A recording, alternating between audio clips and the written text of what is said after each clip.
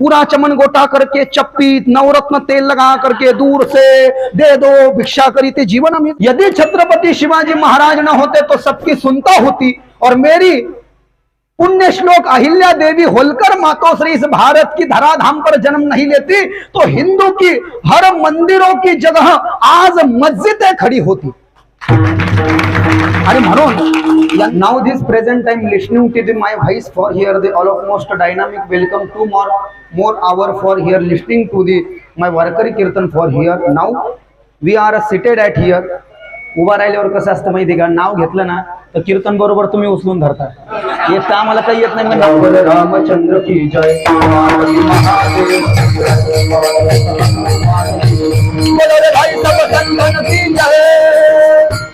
प्रथम नमन करू गणनाथा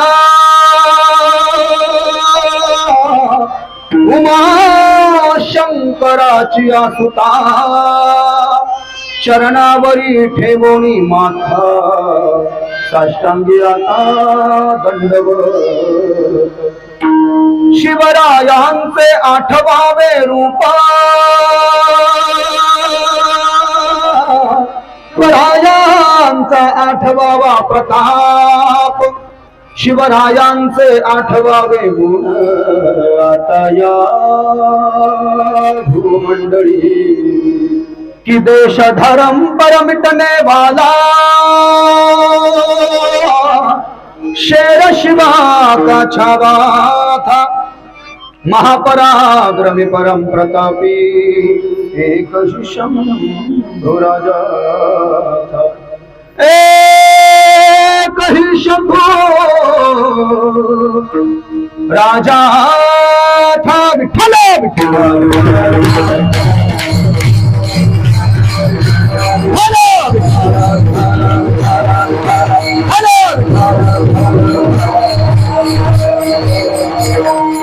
याल तरी यारे लागे, याल तरी यारे लागे, अवघे माझ्या मागे मागे, आजी देतो पोट भरी पुरे म्हणाल तो वरी. हळूहळू चाला, हळूहळू चाला, कोणी कोणासी न बोला, आजी देतो पोट भरी पुरे म्हणाल तो वरी. तुका म्हणे सांडा घाटे, तुका म्हणे सांडा घाटे, तेने नका भरू पोटे, आजी देतो पोट भरी पुरे म्हणाल तो वरी. प्रस्तुत प्राप्त कीर्तन रूपी सेवेकरता घेतलेला अभंग विठोबाचे प्राणसखे पंचमवेद निर्माते देहूचे सुप्रसिद्ध साधू महान भगवत भक्त साधकांचे मायबाप महाराष्ट्र भूषण भक्ती ज्ञान वैराग्याचे मूर्तिमंत उदाहरण असलेले जगतवंदनीय परमपूजनीय संत श्रेष्ठ संत शिरोमणी संत सम्राट श्रीमंत श्री जगद्गुरु संत तुकाराम महाराज यांच्या देवडी ग्रंथभंग गाथेतील 4092 भंग पैकी 3688 नंबरचा 4 चरणाचा उत्कृष्ट महत्वाचा सुंदर 390 वर्षापूर्वी तुकाराम महाराजांच्या वाङ्मयातून देहू गावी निर्माण झालेला असा काल्याचं यथार्थ वर्णन करणारा पारदर्शी अभंग आहे. हे कीर्तन कुठचंही असो कोणाचंही असो परिहार देणं अतिशय ग्राह्य आहे, उपयुक्त आहे, गरजेचं आहे. त्या संबंधाने, त्या माध्यमातून, त्या विनियोगातून, त्या स्वयंपूर्ततेतून, त्या तद्रूपतेतून, त्या एकरूपतेतून, त्या अंतर्व्यापकतेतून, त्या उदात जगत कल्याणपद व्यापक दृष्टिकोनातून, त्या सार सर्वस्वितेतून, त्या अद्वैत दिव्य प्रणालींना चैतन्यतेतून, त्या भव्यतेतून, त्या दिव्यतेतून, उद्गातत्वातून, त्या सामर्थ्यत्वातून, त्या संकल्पनेतून, त्या स्वप्नातून आणि त्या दिव्य परंपरेतून गेल्या 11 वर्षापासून भगवान शनेश्वराच्या कडेठाण खुर्द नगरीमध्ये चालत असलेला हा अखंड हरिनाम सप्ताह गावकऱ्यांनी आमच्याद्वारे श्रीमद भागवत कथा संपन्न केली, आम्हाला निमंत्रित केलं. एवढं तर काही आम्हाला येत नाही, पण कसं बसं आम्ही मोडकं तोडकं ते करण्याचा प्रयत्न इथे केला. जिसने आरंभ किया है अंत भी उसी से हो. या वारकरी काल्याच्या कीर्तनाची सेवा माझ्याकडे उत्तरदायित्व त्याचं दिलं. उभा राहिल्यावर कसं असतं माहिती का, नाव घेतलं ना तर कीर्तन बरोबर तुम्ही उचलून धरता. येत आम्हाला काही येत नाही. नाव घेतलं तर कमीत कमी, आणि एखाद्याचं नाव विसरलं असेल तर माफ करा. वया मनानं काही आता आवाज निघा ना, लॉकडाऊनच्या आधी भयान आवाज निघायचा, आता काही निघा ना. वय 85 झालं, कमरेची हाड बाहेर यायची वेळ आली. त्याच्यामुळं सर्वांना राधे राधे, जय श्रीराम, जय श्री कृष्णा, नमो नारायण, ओम नमः शिवाय, जय माता दी, जय गो माता दी, स्वामी समर्थ, जय गुरुदेव, श्री गुरुदेव. किसी संत ने कहा था सारे ग्रंथों का निचोड रहस्य है निरंतर भजन.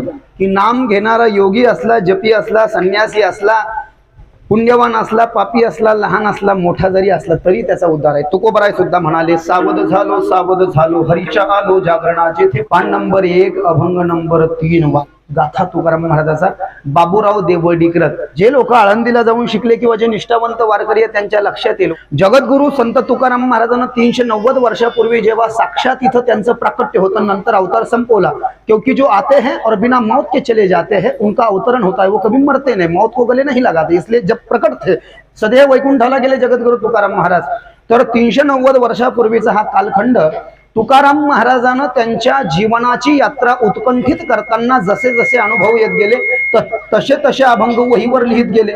नंबर वाईज लिहिलेली अभंगाची वही पंढरपूरच्या पांडुरंगाच्या विठ्ठलाच्या देवळात होती. ते नंबर वाईज लिहिण्याचं काम वैकुंठवासी बाबूराव देवडीकर कथानं केलं, म्हणून बाबूराव देवडीकर अभंग गाथा विठ्ठल. एक भजनापासून आपण कीर्तनामध्ये प्रवेश करू. पूर्ण आवाजाचा भुगा, गुडघे आऊट, कंबर आऊट, पाठ दुखते आहे की नाही, सकाळी काकडा चालू आहे, हरिपाठ चालू आहे, गाथा भजन चालू आहे. आणि खरोखर एकदा यांच्या सगळ्यांसाठी टाळ्या वाजवल्या पाहिजे.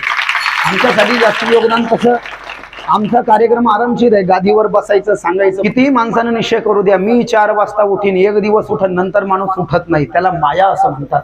माया माणसाला उठू देत नाही. झोपून घे, नंतर विचार करतो.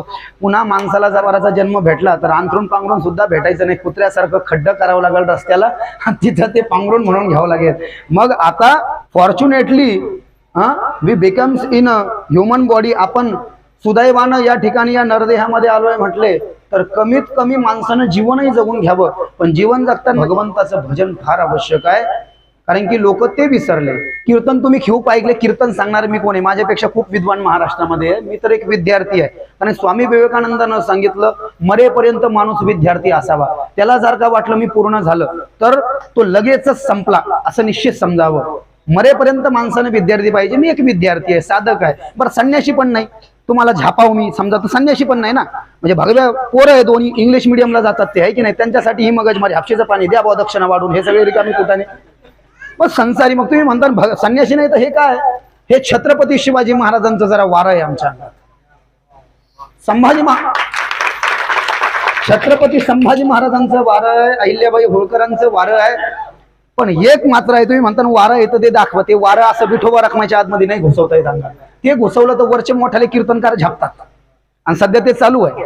आणि सध्या जर का नीट विचार केला तर कीर्तनाचं भयानक पोस्टमार्टम करणं चालू आहे, चिरफाड करणं चालू आहे महाराष्ट्रामध्ये.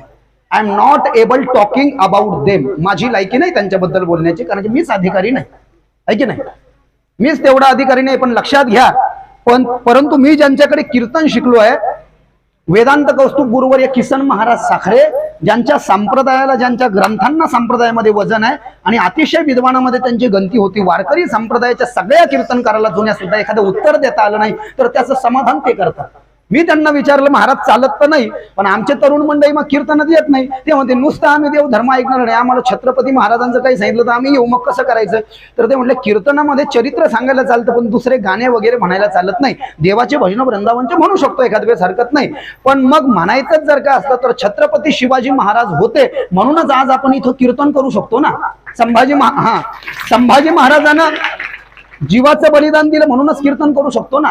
संभाजी महाराज जर का मरण पावले नसते आणि छत्रपती शिवाजी महाराज जर का इथं आले नसते तर काय हाल झाले असते आपले. आपण विठोबा रखमाच्या नंतर पाहू. एक वाक्य आपण ऐकलंय फक्त, काय, यदि छत्रपती शिवाजी महाराज न होते तो सबकी सुनता होती. एवढं वाक्य माहिती आहे. पुढचं वाक्य ऐका, येळकोट साठी आहे.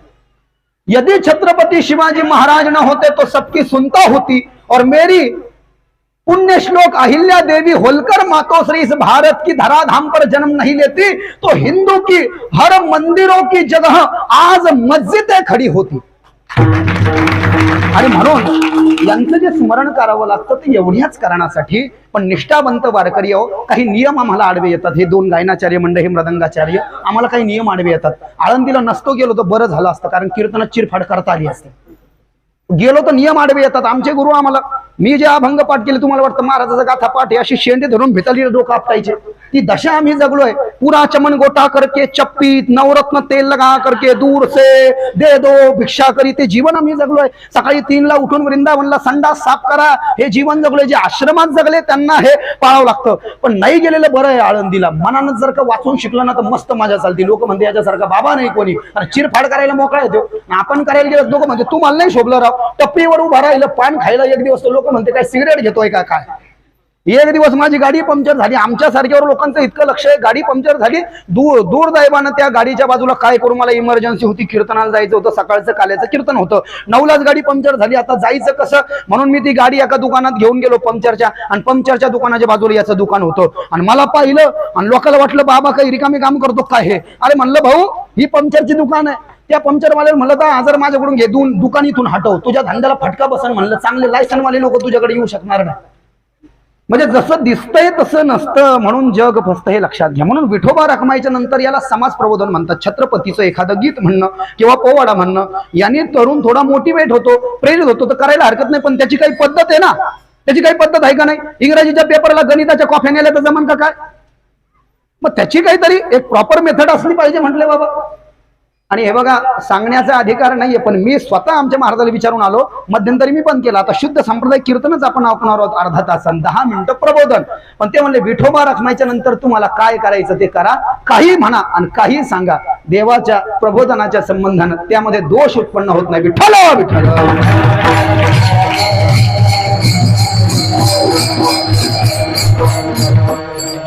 अभंग जगद्गुरु संत तुकाराम महाराजांचा आहे, काल्याचा अभंग आहे. आणि मुद्दाम हाच अभंग घेतला की याच्यामध्ये भगवान श्रीकृष्णाचं चरित्र तंतोतंत आलेलं आहे.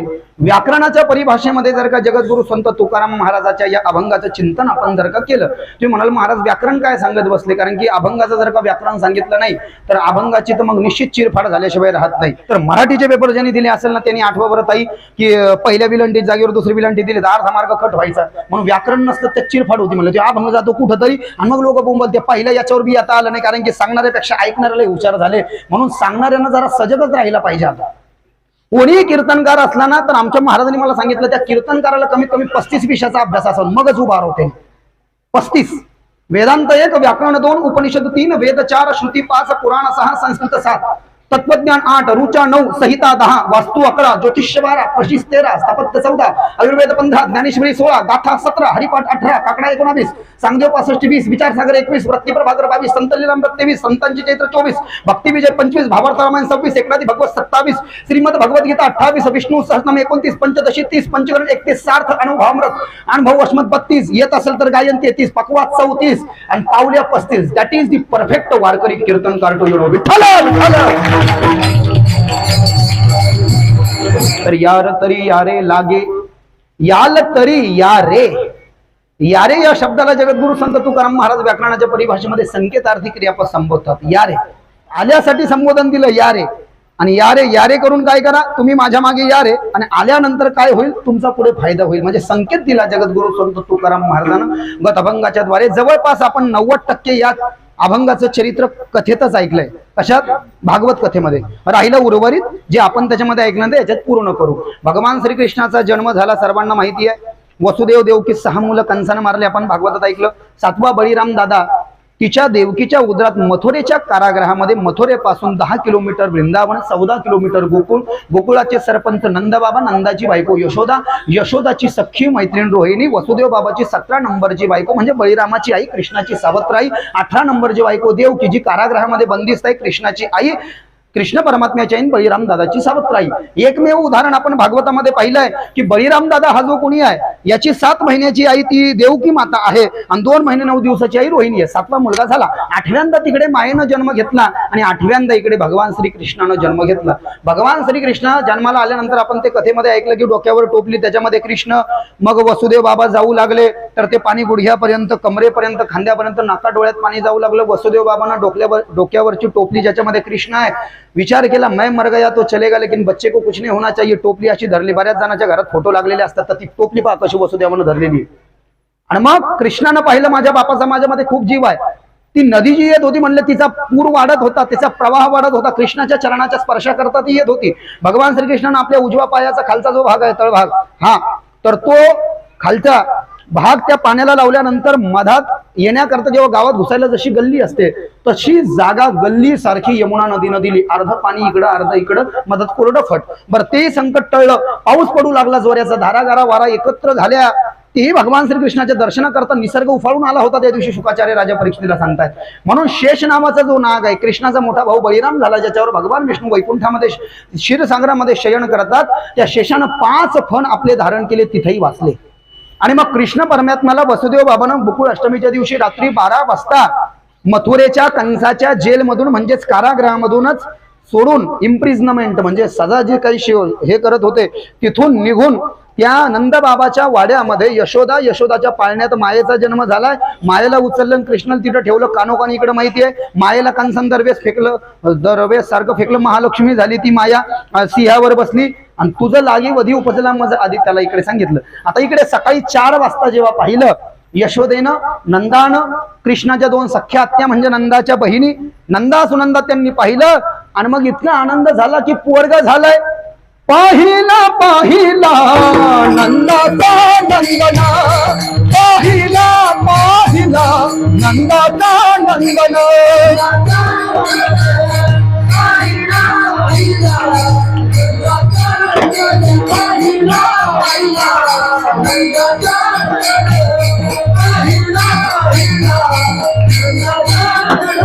सकाळी 4 वाजता कृष्ण 12लाच गेला पण माया निर्माण केली होती. मग सकाळी 4ला उठून पाहिलं. पाहिला पाहिला नंदाचा नंदन, तेने वेधियले तेने वेधियले मन.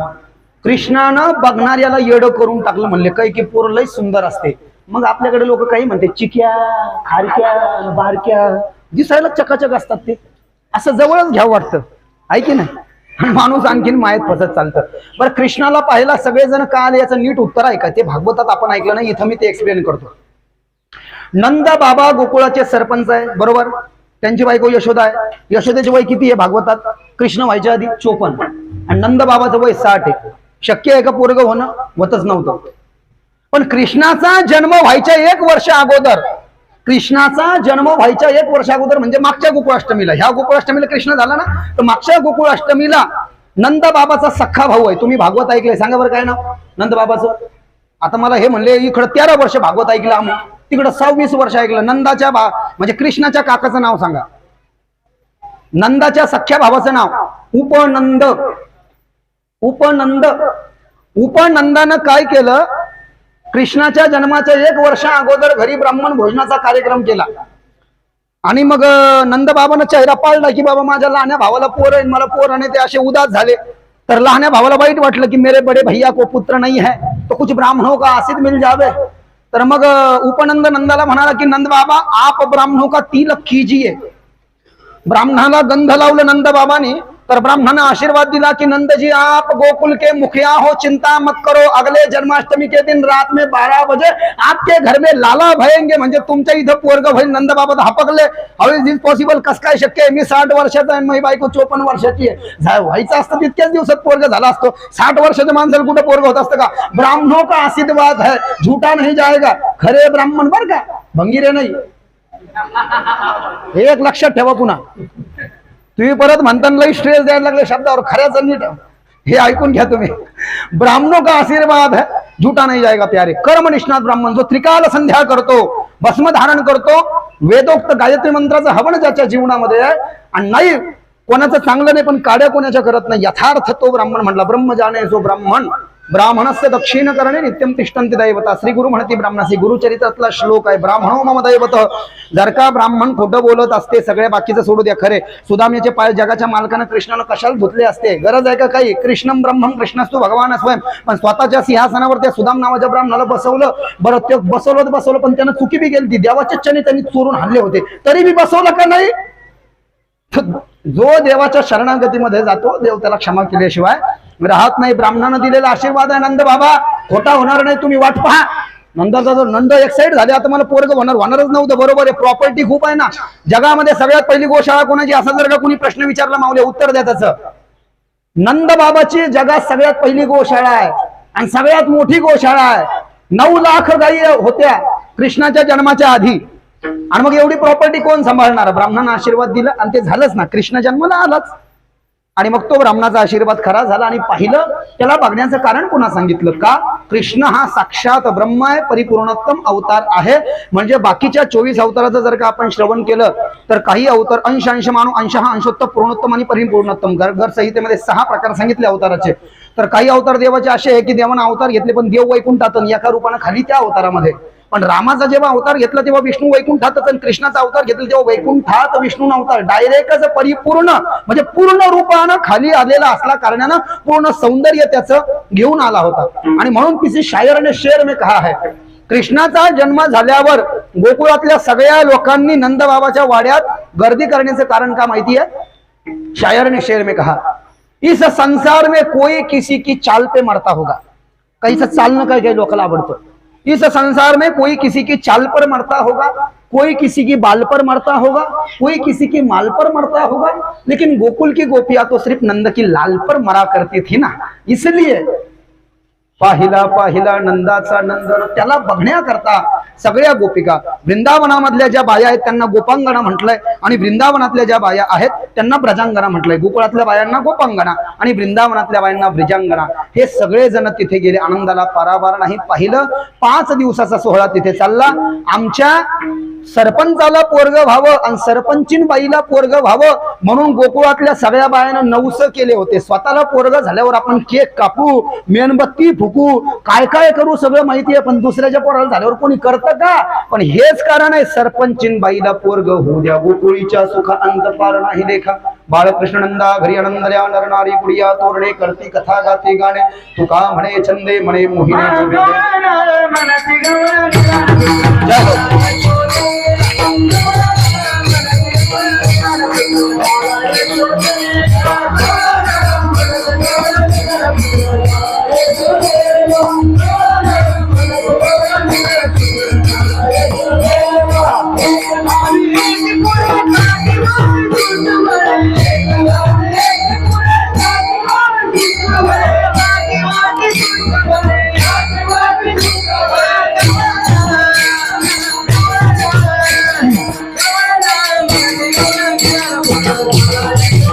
हरी हरी क्या बात है.